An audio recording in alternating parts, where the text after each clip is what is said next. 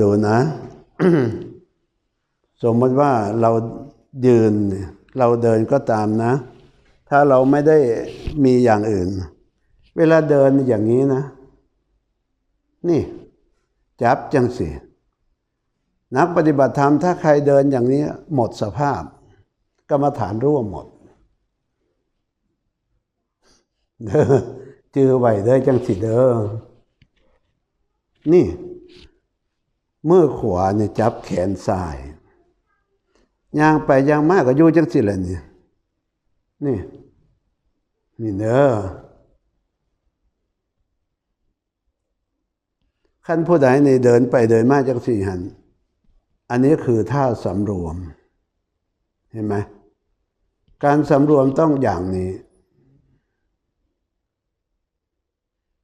ถ้าเดินอย่างนี้เดินเพลิน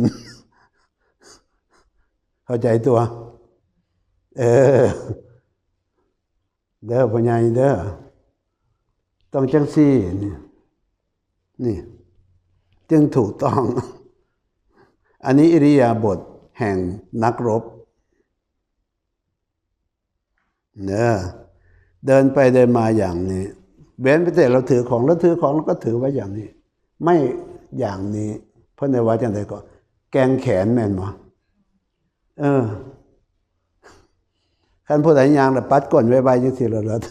ปัดสภาพกรรมฐานหัวเบิดเข้าใจเบิ่งเอาเด้อดูนะนี่อย่างนี้นะ เวลายืนส้นเท้าชิดกันหน่อยปลายเท้าห่างออกนี่ยืนนี่บ่แม่นจักซี่ได้ยืน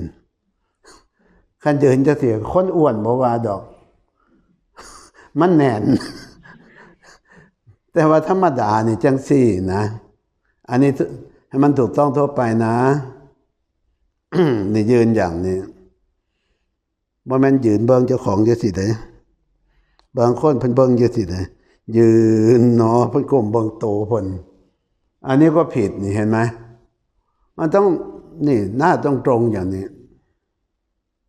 ยืนเวลายืนหนอนี่หลับตาก็ได้ลืมตาก็ได้จำไว้นะลืมตาครึ่งหนึ่งก็ได้หลับตาก็ได้ยืนหนอนเอากำหนดนะยืนหนอหลับตาก็ได้ลืมตาก็ได้ย้ำยืนหนอเอาสติตั้งไว้ที่ไหน คงจำได้นะยืนหนอหลับตาได้ไหมลืมตาได้ไหมได้นะแต่เวลาเดินล่ะหลับตาเดินใช่ไหมแมนบ่ไม่หลับตาเดินบ่ฮะ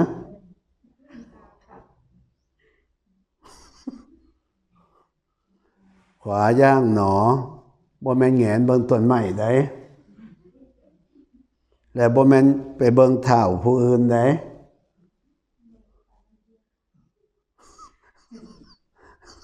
เนาะ ดูใหม่นะยืนหนอตั้งสติไว้ที่อาการยืน